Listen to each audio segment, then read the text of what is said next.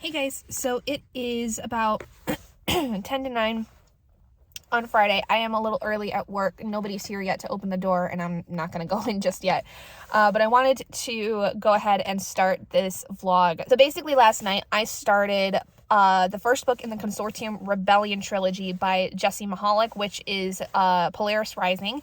This is I don't know if it would be considered young adult, because I don't know. There's something about it that doesn't quite scream young adult, maybe more new adult. But it is a sci-fi series, and this was a recommendation from, I want to say, Issa. I think this was one of the several books that Issa had recommended. And last night I got through a good chunk of it. And so far it's not bad. Ada is basically at the very beginning of the book captured by somebody that was hired by her family to get her, because for 2 years ago she had run off from an arranged marriage that she did not want to be a part of. She's the fifth of 6 children, and essentially she was being sent off to marry somebody for political gain, whatever the case may be. And 2 years later gets captured by this captain and meets this guy that is named Marcus Locke, and it turns out he is like a notorious criminal. Like, he supposedly had killed his entire chain of command during some kind of huge rebellion that had happened, like, before. It doesn't really say how long before. When the ship that she's on gets attacked by somebody that, I don't know, for some reason they just get attacked, Ada decides to team up with Marcus to escape, because she knows that if she gets captured by her fiance, then she's going to basically be a political prisoner. Like, because of the fact that she ran off and all these things, like, she's going to be in prison for probably the rest of her life by her fiance. And she does not want that. So she decides to strike up a deal with Marcus, and in the hope that he can get her to safety. But it's not going to be cheap. He's going to charge a lot, because he's a really big criminal, and, you know, he's also looking to disappear as well. So that's kind of the whole point of this book. I have the copy here. And I so far don't hate it. It's not really as enticing as I wanted it to be, though, at first. I think I just need to kind of get really into it. I'm only like 6 or 7 chapters in, though, so I think I'm already at the point where I could have DNF'd it if I wanted to, but I don't as of yet. I just need to, like, I think, sit down more with it and just kind of continue. I hope I like this one, because I've had, you know, more DNFs than I have had finishing of series that people have recommended to me. And this isn't bad. Like, I don't mind a lot of it. I think I maybe need to start over, because I feel like I started this last night and didn't really get everything I wanted out of it. So I think I may need to start it over. And that's fine, because I didn't get, like, too crazy far into it. Like I said, I got through, like, the first 6 chapters, I think, which was only, it's almost 100 pages. Like, I got through, like, the first 80-90 pages of this, which is quite a bit, but I don't know. I could probably start it over. I think I would be okay with that. I'll see how much more I can get rid of it before I make a decision of starting over or not, because I'm just not sure. But anyway, I do now need to go into work. Somebody is just pulling in that is going to unlock the door for me. So we'll see how that goes. I'm not promising anything, but it's so far not too bad. It's just not grabbing me in the way I wanted it to initially. So we'll see. But I will update you guys hopefully sometime soon when I've made more progress. Hey guys, so it's just after 10 p.m. on Friday still. I had to think of what day it was. Hear anything over that way? It's my husband. He's playing on his computer, talking to friends. But I'm actually on sprints up here in the library with Brandy and Adrian.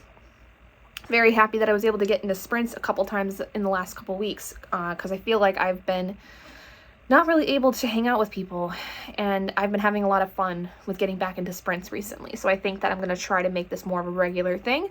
But I wanted to update, because I am a good chunk of the way through Polaris Rising. I want to say that I'm closing in on halfway through. This is actually really, really fun. I think that at first I was just a little maybe confused, because I think I had been, like, rushing through a lot of this, but once I got started with it properly today, a lot of it started making sense. So it wasn't too much. I think I just at one point last night was almost falling asleep, and so it was because it was really late last night when I had started this, so I think that was part of the problem and why I couldn't quite remember a ton of this. I'm not going to go into anything spoilerly related in this, but what I will say is that I did not expect this to be as smutty, like I said earlier, as I thought. And not even so much like having sex scenes, but it's more of like really intense, like steamy scenes, like where it's very, like, it's almost like edging in a sense, if that makes sense, where it's like you want the characters to tear their clothes off and start doing the thing, but they don't. And so, like, it's that very nice slow burn, but it's a very hot, very, like, intense kind of thing. And it's interesting because at first these two don't really seem to like each other very much, but very, very quickly, like, obviously they're attracted to each other and they're aware of that. And then as time goes on, they have to, you know, spend a lot of time together and stuff like that. And so they build this kind of attraction for each other. And all the while, you know that the main character, Ada, is basically like a rogue princess. She's gone off and run off from an arranged marriage. And part of the story is that in the beginning, the ship that she was on that was taking her back to her family gets hijacked, supposedly by her fiance, and there's a lot of stuff going on with that. And it's really fun. I don't know, like, this is just something that's, I think this would be really fun to watch as like a TV show or a movie. Like, genuinely, I think I would enjoy this. And I like that Ada is not like necessarily cookie cutter in any direction, where like she's, you know, the stereotypical whiny young adult woman. And she's also not like the I'm not like other girls, you know, kind of character. She actually has some emotional depth to her, which I really appreciate. There's a lot of moments where like she kills somebody, and it's not for the first time. Like, she's killed a couple different people in her time, but it seems that no matter how many times she kills somebody out of necessity, it affects her very deeply. And I really appreciate that, because I think that that gives her, like I said, that emotional depth that I really like when I see female characters, especially that are in the main, like, protagonist area, where they are not just the side characters, but they're actually the ones telling the story.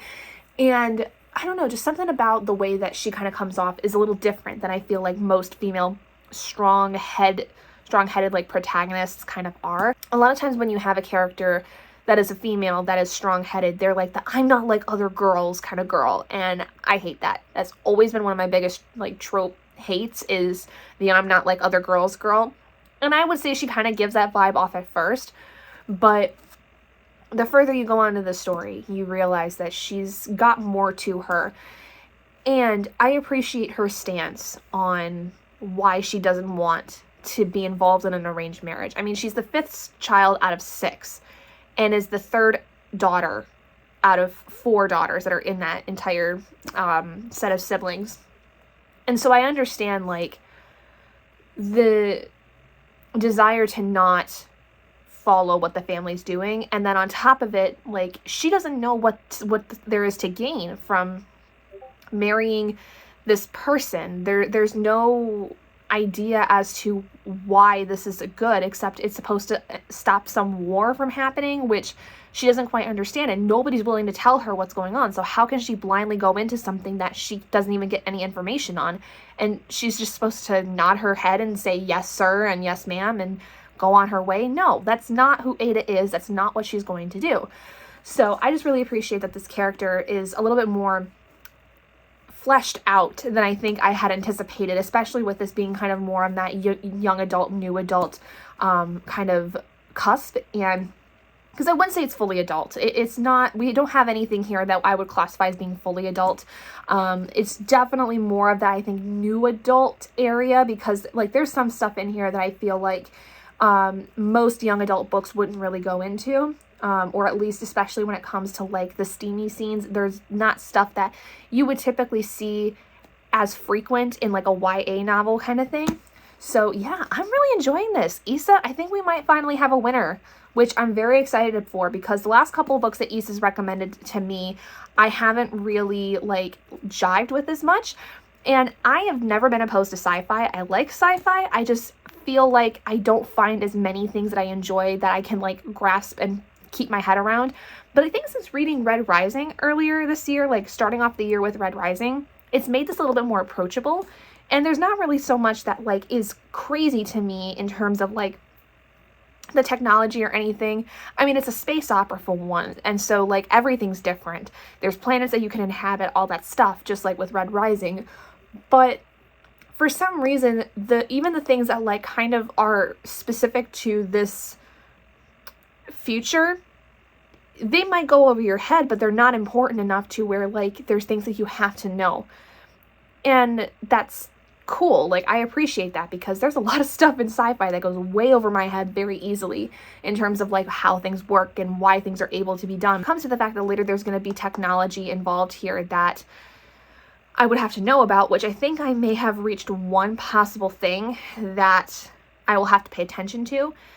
It's not complicated enough to where I feel lost. It's complicated enough that I feel like I have to make sure that I pay attention to how things are, but it's not like super complicated that like I have no idea, you know, what's the point of this, and I can like continue the story despite, you know, kind of thing. So anyway, really liking this so far. I'm currently on page 180, so I think, like I said, I'm just under halfway. I might be more like 40-ish% of the way through, but the audiobook's really good. I really like the narrator of it, who is Emily Woozeller, who I've listened to something else by her in the past. I just can't remember what it is, but I've heard her narrate something in the past, and I really, really enjoyed it. So anyway, the sprint we're currently on right now is 90 minutes, and I just basically finished up the chapter that I was on at the end of the last sprint, and I wanted to come on and tell you guys how I'm faring with this. So I do think this is at least going to be a finish the first novel and continue. I am happy that this is a 3-book series, so that I could basically read these back to back to back and enjoy it. And so I think this may be a winner for us. I need to go take Oscar out real quick, but I will update you guys again when I have another moment where I can update you on how Polaris Rising is going. I may even wait until the end of this, because I feel like I don't want to say too much more until the end, and then we get started with book 2. So I will just see you guys when I get this one finished. Hello everybody, it is going on, it's about 20 to 1 in the afternoon right now. I am heading back from work on my lunch to the house to go take out Oscar. And I wanted to come on to update you guys, because I last night did finish Polaris Rising. Really, really enjoyed it. I actually ended up giving it a 5 out of 5 stars. I honestly was shocked at how much I enjoyed this. I think at first I thought it was gonna be, you know, this YA little space opera like kind of story, and my God, was that not the case. Like, this is full-on adult content. Like, I did not expect this to basically be a sci-fi romance, and I was digging it. I will say I didn't care for the alpha maleness that there was with our main man, but it is what it is. Because a lot of it was just being super overprotective, as opposed to like claiming, like there was a little bit of claiming, I guess, if you will, but like the guy has a bit of a past, and I don't know, like it was really cute. But turns out one of the things about this series that I was not aware of is that it's a companion series, because I started Aurora Blazing last night. I read the first chapter before going to bed, and this is actually following Ada's sister Bianca, who we meet at the very end of Polaris Rising, and you learn in the books that, and this is part of the synopsis of the second book, so it does spoil a little bit about what you learn in the first book, so I'm going to place a spoiler warning here for that. If you're interested in this series, I would say move away from this for right now, but otherwise, let's get into what the second book is basically going to be about. So the second book is following Bianca, like I said, who is one of Ada's older sisters. And Ada, in the course of Polaris Rising, had been talking about how her sister Bianca is one of the only sisters, or siblings for that matter, that were helping her out in terms of her escape and trying to stay away from their father, right? Well, when Ada ends up going back to her family to try to stop an impending war between houses, basically, in the first book, we learned that Bianca is actually a widow and has been a widow for nearly a year. Something had happened to her husband, and you learn very quickly that it was a loveless marriage. They did not get along at all, and he, I guess, may have possibly been a little bit abusive. It's very possible. I don't know 100% for certain. I have not gotten that far with the second book at all, but we just know that it was a loveless marriage, and she is constantly being looked at as the person that may have killed her husband. Like, there's been no proof. It's been a very mysterious kind of death. So everyone thinks that maybe Bianca did it because they just think she did it. Now, at the end of Polaris Rising, we see that Ada is basically going to have to fight for her ability to, like, love who she wants, and there's also, like I said, this impending war going on with the man that she was supposed to marry. And Bianca, in all of that, is like trying to help her sister out and trying to help out her sister's boyfriend, all that stuff. But in this one, what ends up happening is her twin brother, who is named Benedict, goes missing. Basically has to find out what happened to him, you know, who's behind it, if there's somebody behind his disappearance, all these things. And in that, she has to team up with this guy who's like director of like security or something, and his name is Ian. And she and Ian do not get along. They despise each other, and you learn that part of the reason for that in the first book is because something happened between Bianca and Ian previously where she either, like, basically it was very one-sided, was the way I remember her describing it in the first book, is that the relationship they had was very one-sided when it was a relationship, and she felt humiliated by it. I guess she was more into it than he was, and he still kind of is acting as if he's interested in her, but she's very much of the assumption that he is not interested. I had a lot of fun with the first book, so I'm very excited to read this one. However, I was not expecting it to be a companion series. I am hoping that we're gonna at least see more of what happens with Ada and Marcus, because I was left very much under the assumption at the end of Polaris Rising that there was still more to Ada and Marcus's story. So I'm hoping that with this one, we can see more of that taking place as we actually see the story of Bianca going to find her brother. Because I know the third book, Chaos Reigning, is also from another sister's perspective. It's the youngest sister, whose name is Katerina. So I'll let you guys know what I think about it. If I can get to a good point where I have some thoughts on this one, that'll be good, because there's only 3 books in the series. So this is kind of one of those things where, like, I can update a little bit more often if I find the time and find enough of a reason to talk about the books. But I guess we'll see kind of how I'm feeling about halfway, if I can get to halfway. Because if I get through 10% of this book and end up DNFing it, you know, that's what it is. But at this point, I'm holding out hope that I'm going to get enough of the story that I care about, that I'm going to enjoy Bianca as a person. Because I kind of liked her in Polaris Rising, but I didn't get enough information about her, if that makes sense. Good morning, everybody. It is 20 to 9 in the morning. I'm on my way to work. I apologize if this is really shaky. I don't know what's going on with my little phone mount thing, but apparently it wants to be really shaky today. So last night I did finally end up finishing Aurora Blazing. It took me about maybe almost 2 full days to get through this, which was fine. Just, you know, time didn't have much of it. But I cranked through the rest of this last night, and I will say this was not as enjoyable as the first book, but I still gave it a 4 out of 5 stars. I did like it for what it was. I enjoyed Bianca eventually as a main character. I did not care for the main love interest in this one.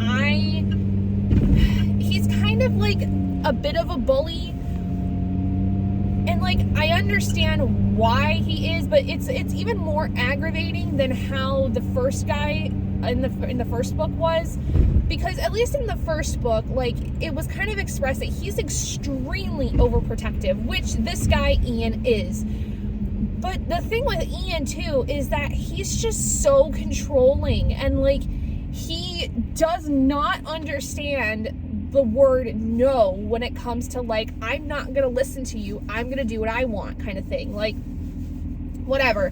like, yeah, he's extremely protective, but at the same time, like, you have to give up control at some point. And I don't know, just the whole thing with the relationship between him and Bianca was not my favorite, because it was very much like he acted as if he was disinterested because he didn't want his career to be stunted by a romantic relationship. And then when he realized that the girl that he was actually kind of interested in all along, which was the same girl,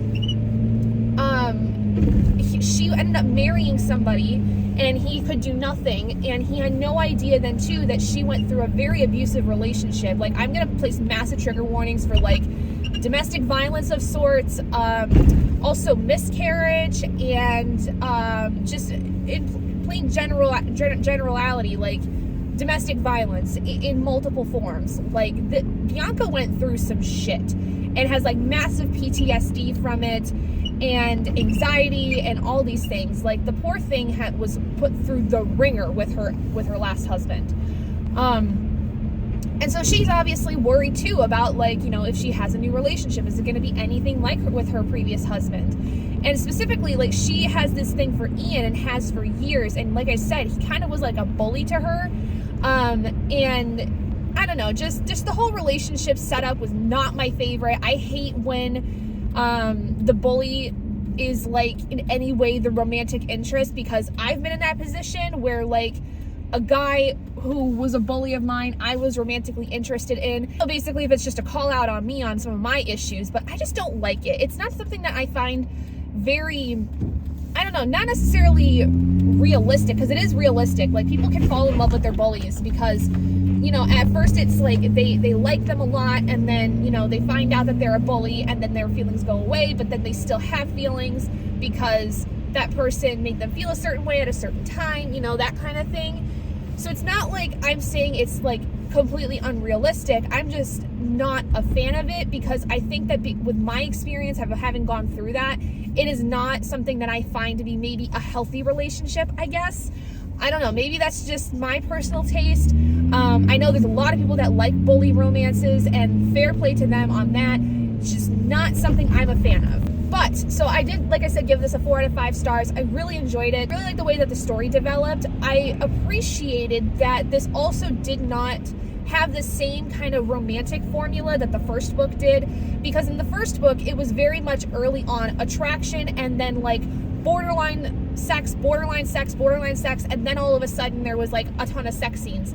It was this one a really, really slow burn, which I appreciated given the context of the situation. It wasn't until toward the very end that you started seeing like sex scenes, but like there was that tension for the entirety of the book, which I appreciated, because again, I think that lends more to the context of the situation between the two characters.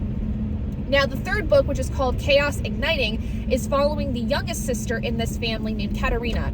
And all I know about this from the synopsis is that she goes on some kind of like vacation, but it's not really a vacation. It's more of like she is doing like some kind of research on something that had happened, and then gets caught up in something, which, like I said before, this entire series is so far, at the very least, taking place within this impending war that's going on that we talk about in the first book. And it's something where I think in this one, there's going to obviously the big bad ending, you know, whatever, like, people are probably going to die left, right, and center. You know, the war is going to really ramp up, or at the very least, something's going to happen that's going to stop the war. There was information dug up in the first book and the second book about the family that is being warred against with the von Hausbergs, and it is a little juicy. There's some juicy goss going on with this series. I'm not certain what the romantic aspect is within this. I didn't really get that in terms of the synopsis. I mean, I'm sure I have to just reread it again, but I don't really, off the top of my head, know what the romantic relationship is. I do not have the physical book for this one. I did not get it from my local library like I did the other two books, so I'm going to have to be relying completely on the audiobook, which is fine. For the first time in a while, I only have the audiobook, which is interesting. And I just have that through Scribd, because apparently Scribd has all of the series, whereas like my library only had the first and third one for audiobooks on Libby. It was odd. But yeah, so anyway, I am excited to see how this one goes.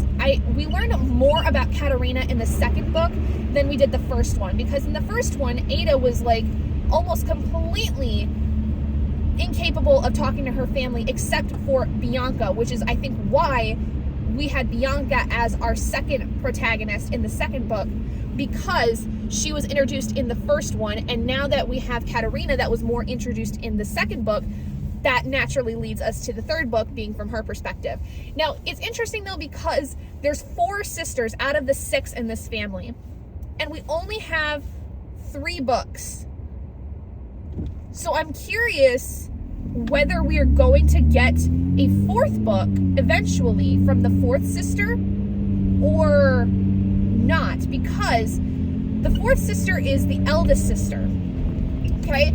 And she's talked about a lot in this series. And in the second book, we learn more about her marriage that she is involved in, because she was the first of the sisters to get married, obviously being the eldest.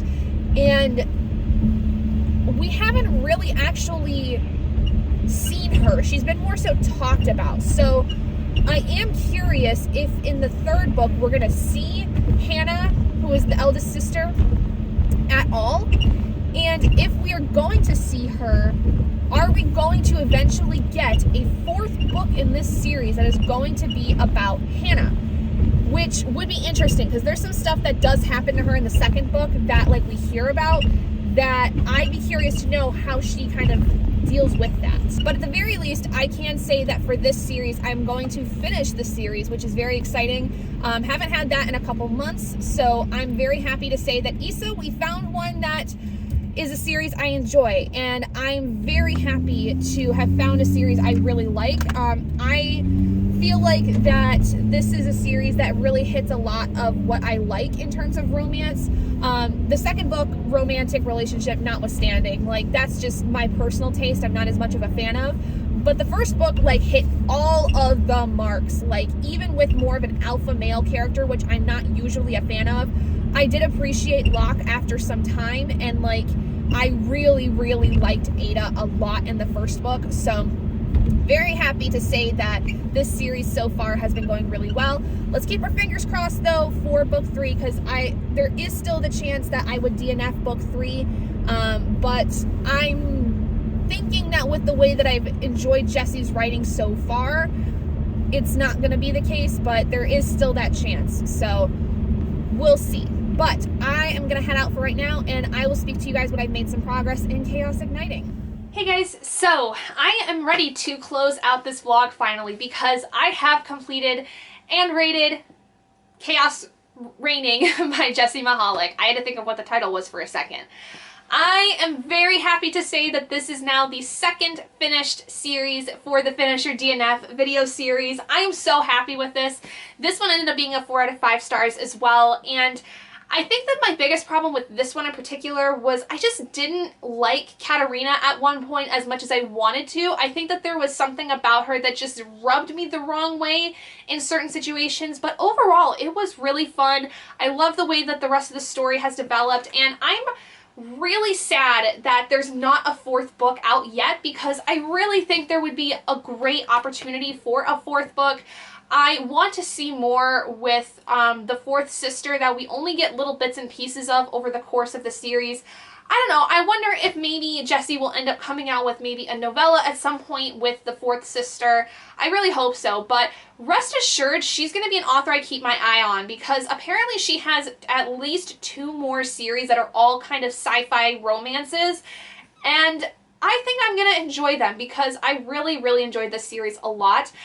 So just to recap, the first book, Polaris Rising, earned a 5 out of 5 stars. Aurora Blazing, the second book, earned a 4 out of 5 stars. And Chaos Reigning earned a 4 out of 5 stars as well. Thank you so much to Issa for recommending this series to me. I know that it took me a while to get through some of your recommendations before I found something I really liked, but this one definitely hits the marks for me in terms of romances and sci-fi kind of involved stories. So if there are any other series that are like this that you may have read, that if you've especially read the Consortium Rebellion yourself, and would like to recommend to me, please feel free to let me know, because I would like to read more sci-fi in the future, and I definitely enjoy this kind of sci-fi romance in a lot of ways, and so I would love to know of any more that there might be. But that is going to be it for this video, so thank you guys so much for joining me in this. If you have any other suggestions for short series that are 5 books or less that you would like for me to try out and see if I can finish or DNF the series, please feel free to let me know in the comments below, and I will try to get my hands on them. But otherwise, if you guys did enjoy this video, please do give it a big thumbs up, and if you haven't already and you'd like to be and would like to see more content like this, go ahead and hit that button down below and subscribe to become an owlet in our flock, and I will see all of you guys in my next video. Bye guys!